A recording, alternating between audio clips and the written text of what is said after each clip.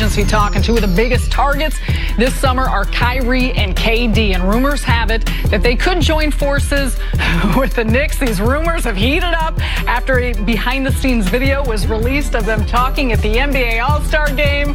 Chris, you buying that these two will team up with the Knicks? Yeah, with Kyrie, I read his lips. Video. He was like, look, Kevin Knox, Dennis Smith Jr., we in the East, we gonna be nice. Boston won't be the same without me. And he turns and winks at the camera phone that's right in front of him. No, but it's very realistic. Look, I'm not saying Kyrie's out of Boston, but I do think a lot of it depends on how this season ends. If they go out and they play, right now they're scheduled to play Milwaukee, assuming the top seeds win. They will play Milwaukee in the second round, and I think Milwaukee, in my book, would be favored. So if they go out in the second round, is Kyrie or the other young players going to be able to accept that, hey, we went further last year in LeBron's East, even though it's better now, the still perception is it's wide open because LeBron's gone. We went farther last year. We beat Milwaukee last year. Now we have Kyrie. We lost to them. That could push him out the door. And while there are people, I agree with you, Doug, I don't think he's going to the Lakers. But there are people in the league that think it's either the Knicks or the Lakers. I think it would definitely be the Knicks. He's from the greater New York area in West Orange, New Jersey. And I don't think KD would go to New York by himself. I don't think he should go to New York by himself.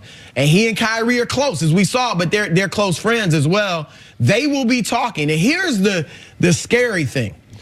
If those two want to go to New York, and New York gets the first pick, or maybe even the second pick, you could offer that for Anthony Davis. Obviously, with Kyrie and KD, your timetable changes. You don't necessarily want to wait on a Zion Williamson to develop or whatever you think he needs to do.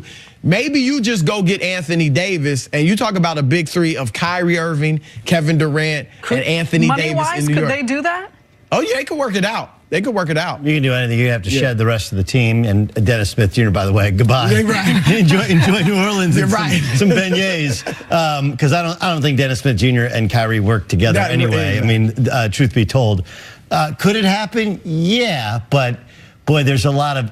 If ifs were fifths, we'd all be drinking, right? I mean, there's a lot that has to happen there. So it has to. Those guys don't know. They don't know. One of the reasons I think Kevin Durant is a little bit tired of being asked about it is because, honestly, he's got no idea. Right. And like you say, both of them. I've got no idea because I don't know how this is going to end. We all assume the Golden State Warriors are going to win the championship, but the path to getting there, what's that like? Do they actually get there? What would happen if they lost? What would happen if they win? Like, there's a lot of scenarios. And then you have Boston. Like, yeah, they could play Milwaukee, but all those teams, in the middle are separated by a game. They could very easily get to the Eastern Conference Finals again and get to the NBA Finals if they figure some things out. So, and how is he motivated if they do well? How is he motivated if they do poorly? And are you betting on David Fizdale, who everybody likes and was part of those Miami championship teams, but he ain't been the head coach and winning anything, right? It was before the collapse last year in Memphis, and now this year. He had a nice little run that one year in Memphis. With what did he say on the? Yeah, take that for data. Take that for data. Yeah, but then he also stopped getting along with Marcus Gasol, and that's why he lost his job. Yeah, and right, and that's why they start. So, look, I like Fizz. I think Fizz is a good coach. Everybody thinks he's a good dude, and I think he's a pretty good coach. But you got Brad Stevens. You got kind of bird in hand is better than one in the bush. So let's see if Brad Stevens impresses him in the postseason, where he's like, whoa, I'm in on Brad because it's. Playoff Brad is like playoff Flacco. It's a little bit higher level than everybody else. Anybody who says they know right now, I believe is lying. They want their opinion heard because those guys don't know. They may think it's a cool idea, but cool ideas and does it actually happen? There's a big gap between the two. Even talk around the league. You talk to GMs and executives for other teams, they're speculating because nobody knows for sure what these guys are going to do. And as much as I said yesterday, I would love to see KD try to win 4 straight in Golden State, assuming they win this year, and then go to New York or something. But 4 straight is tough. There's a reason nobody's done it since Bill Russell, because not only the physical challenge of doing it, but mentally, the fatigue. And we've already seen tension between KD and Draymond Green. Like, does this group even want to come back together for a fourth run at a title? I don't know. So I think, though, Doug, I think I'm a little more, I guess, optimistic would be the word, that Kyrie and KD do end up in New York than you are. I think it's also interesting that there was a story about the possibility of Jim Dolan selling the Knicks, which he shot down, because there is some feeling still in the NBA, even though he has nothing to do with basketball, right? One of the things he did a couple years ago was like, that's the mistake with Phil Jackson, when he's like, I'm hiring the best, let them run it, and Phil Jackson ran it into the ground yet again.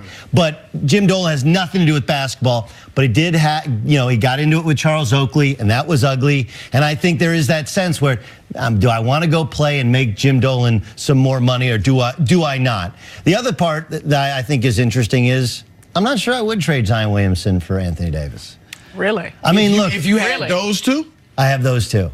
Oh. Because Zion Williamson. Because I wouldn't do it if I didn't. If I don't get a free agent, I'm not trading Zion for Anthony Davis. Obviously not. No question. He's a meal ticket. They put $1 billion into that arena, and he's going to fill it every night. But if you think of who he really is, he's not LeBron James. What he is if you took Draymond Green and you gave him the athleticism of Blake Griffin early in his career, and then you gave him a little bit of Charles Barkley in his ability to kind of score in and around the post, and a little bit of LeBron's kind of some of his ball handling, but he's not LeBron James. Great player. LeBron James, that's what he could be. That's, no question. And in 2019 into 2020 and beyond, NBA basketball has changed. If you go back 10 years ago, 15 years ago, he would have had to go down a position. He would have had to be a 3 in the NBA. He's a 4-5. He's Draymond. He'll play 5 when you play small ball. He'll play 4 with your starting lineup. And to me, in addition to the fact that he's a highlight film and he plays both ends of the floor, don't get me wrong, Anthony Davis is a better player right now, but in terms of fit for those guys, you don't need anybody else who needs the basketball. Those two guys, you play with one ball, it's going to be I go, you go. And he already plays without the basketball with Duke. That's the great part about it. He doesn't have to relearn how to play off the ball. That's how he plays now. He'd be perfect with those two, plus he'd fill up the arena, plus he'd help you at the defensive end. I wouldn't trade the rights to Zion Williamson for Anthony Davis. I would. I mean, look, you make a good point. Those are solid points, and Zion could win with those two. So maybe they wouldn't do it, but man, Anthony Davis is only 25 himself. I know, it's amazing. And you already know what you're getting. No, I know. Right, because as much as I like Zion and you like him, and I haven't talked to one person in the NBA who hasn't said he's the consensus #1 pick, we still don't know for certain. Yeah, we don't know if he can lose weight. We don't know how much he can play at that weight. We don't know what it looks like in the NBA range. No, it's all fair. Kyrie grew up a Nets fan. Why didn't no one want to talk about these two coming to Brooklyn? Come on. I'll throw this out. Give Brooklyn a little love. They could clear 2 max spots. Stop it. Obviously, he's better than their guards, but they do have guard. Like, they would take Kyrie, obviously, over those guys. He could beat them out. But if I'm looking at that team as a free agent, I'm like, do I want to go there as a guard? We need other pieces. I'm sorry about that, but no, don't be sorry. They're playing. I like Spencer Dinwiddie. We'll keep going. Coming up, could LeBron's injury keep the Lakers out of the playoffs? That's ahead on First Things First. Joe Harris, shooter.